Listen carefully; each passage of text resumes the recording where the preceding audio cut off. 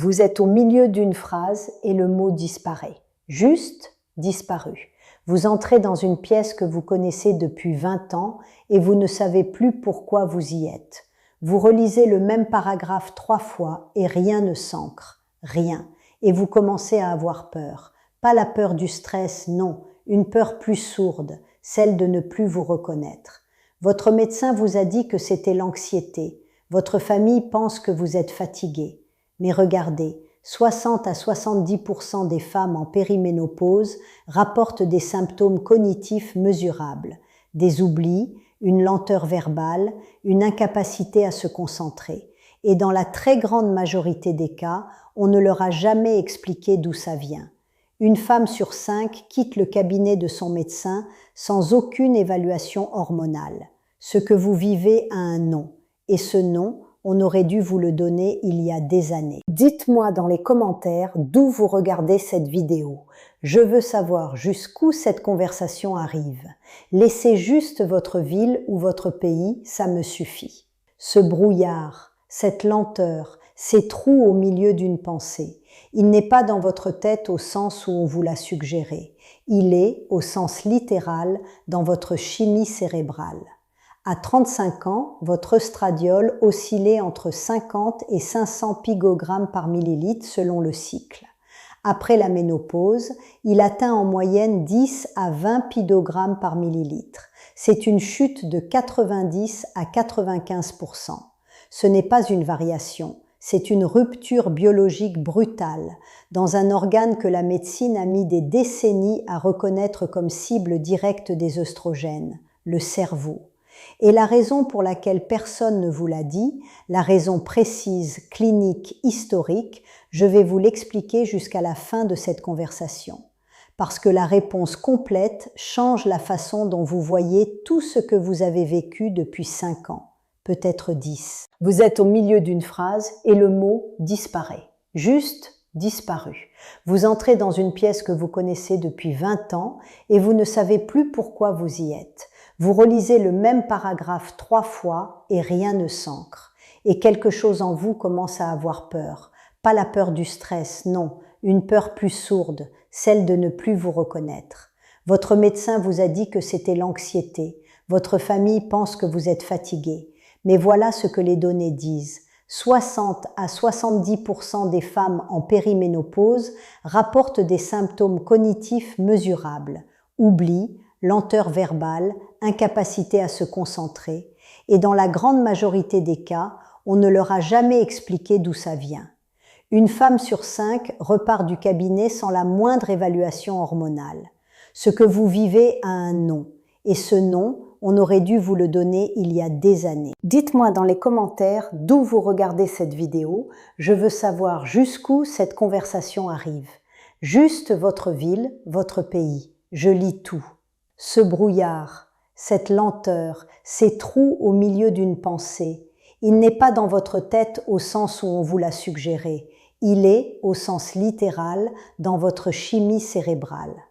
À 35 ans, votre œstradiol oscillait entre 50 et 500 pg par millilitre selon le cycle.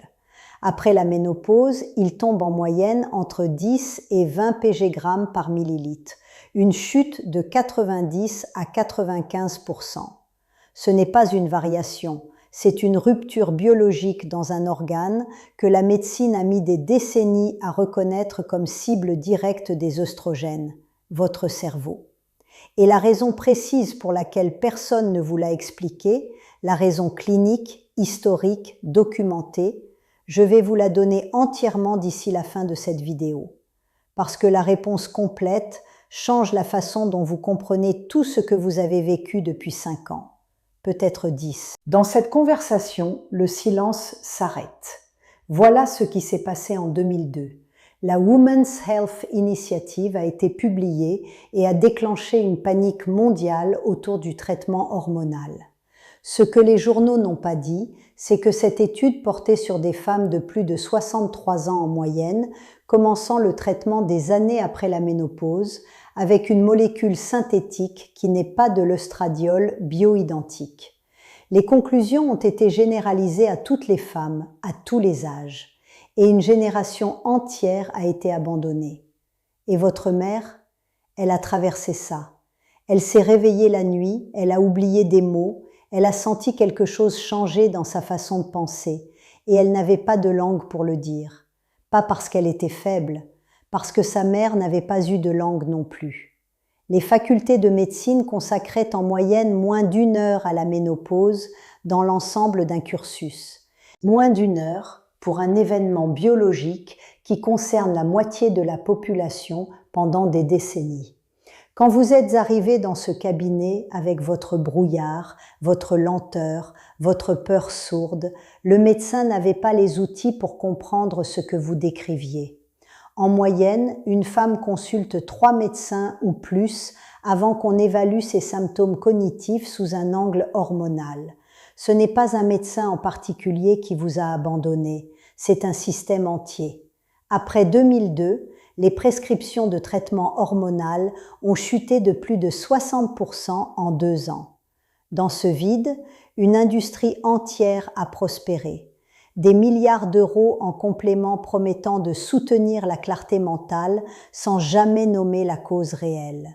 Les œstrogènes ne sont pas des hormones reproductives, ce sont des neuromodulateurs. Les récepteurs sont présents dans plus de 400 tissus du corps et parmi les zones les plus denses, on trouve l'hippocampe, où se construisent vos souvenirs épisodiques, et le cortex préfrontal qui gère votre raisonnement, vos mots, vos décisions. Quand l'œstradiol se retire de ces zones, brutalement, elles perdent leur principal régulateur chimique. Quand l'œstradiol disparaît, il emporte une cascade neurochimique entière. La sérotonine chute, la dopamine se dérègle, l'acétylcholine, essentielle à la mémoire de travail, diminue. Le BDNF s'effondre. J'ai dû le vivre moi-même pour comprendre. J'avais 52 ans. Un matin, je préparais une présentation que je connaissais par cœur depuis des années et au milieu d'une phrase, le mot s'est arrêté. Je me suis demandé si j'avais un problème neurologique. Moi. Le médecin qui aurait dû reconnaître ce tableau. Il y a encore une couche. Quand l'œstradiol chute, l'axe HPA se dérègle. Le cortisol monte, pas parce que vous êtes plus stressé, mais parce que le signal hormonal qui l'équilibrait a disparu. Un cortisol chroniquement élevé réduit la densité des connexions dans l'hippocampe et interrompt la consolidation mémorielle pendant le sommeil. En parallèle, la testostérone, qui chez la femme contribue directement à la clarté mentale, n'a presque jamais été mesurée dans vos bilans. La périménopause commence en moyenne 4 à 8 ans avant votre dernier cycle. Pendant ces années, votre cerveau reçoit des signaux hormonaux erratiques, pas une chute régulière, une oscillation chaotique. Votre hippocampe, qui fonctionne sur des patterns stables, perd sa capacité de synchronisation. Ça se ressent dans votre tête chaque matin quand vous cherchez un mot qui devrait être là. Ce qui aggrave tout, c'est le sommeil. Les œstrogènes régulent les phases de sommeil profond. En postménopause non traitée, le temps passé en sommeil profond diminue de 20 à 30% comparé aux femmes préménopausées. Ce n'est pas de la fatigue, c'est une interruption structurelle de la consolidation mémorielle nuit après nuit. J'ai eu une patiente, Mireille, 57 ans, directrice commerciale depuis 20 ans. Elle m'a dit « Je suis en réunion et je perds le fil de ma propre phrase. Je connais ce sujet mieux que quiconque dans la salle et je disparais. » 2 médecins avant moi lui avaient parlé de surmenage. Je lui ai expliqué que son hippocampe fonctionnait sans son principal régulateur depuis 3 à 4 ans. Elle m'a regardée et m'a dit « Pourquoi personne ne m'a dit ça avant ?» Je n'avais pas de bonne réponse, seulement une vraie. Il y a une cascade parallèle. La résistance à l'insuline s'accélère en post-ménopause, même si vous avez tout changé. Les œstrogènes jouaient un rôle direct dans la sensibilité cellulaire à l'insuline. Quand ils disparaissent, la graisse viscérale s'accumule différemment, jusqu'à 40% d'augmentation à apport calorique identique. Cette graisse produit des cytokines inflammatoires qui aggravent directement le brouillard cognitif. Il existe une fenêtre thérapeutique. La Swan Study de 2023 et les travaux de Rachel Whitmer convergent. Les femmes qui commencent un traitement hormonal dans les 5 à 10 années suivant la ménopause présentent un risque significativement plus faible de déclin cognitif. Mais cette fenêtre se ferme. Passé un certain seuil, les récepteurs ont déjà changé structurellement. Le moment où ça bascule. Vous avez changé votre alimentation, vous dormez mieux, vous faites de l'exercice. Et les symptômes persistent. Ce n'est pas un échec. C'est la démonstration que la volonté ne remplace pas un signal neurochimique. Votre corps ne vous abandonne pas. Il fonctionne sans un carburant qu'on lui a retiré, sans avertissement. Vous n'êtes pas folle. Vous n'êtes pas seule. Cette honte d'oublier un mot, ce doute permanent sur votre intelligence, rien n'était de la faiblesse. Ce n'est pas le vieillissement. C'est un changement hormonal documenté, mesurable, avec une cascade neurochimique précise, et un système médical qui a choisi pendant 20 ans de ne pas vous avoir dans cette conversation.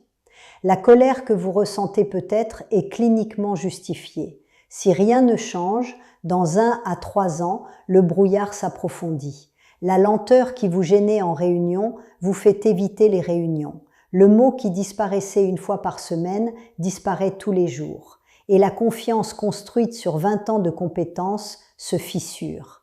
Pas à cause d'une faiblesse, parce qu'un cerveau qui cherche un signal neurochimique absent finit par interpréter son propre dysfonctionnement comme une identité. Entre 3 et 10 ans, quelque chose se joue dans vos os et vos artères. Les femmes perdent 1 à 2% de densité osseuse par an dans les 5 premières années suivant la ménopause. Le risque de maladie coronarienne double dans les 10 ans suivant la ménopause chez les femmes non traitées. Le syndrome génito-urinaire s'installe progressivement. 45% des femmes en post-ménopause en souffrent.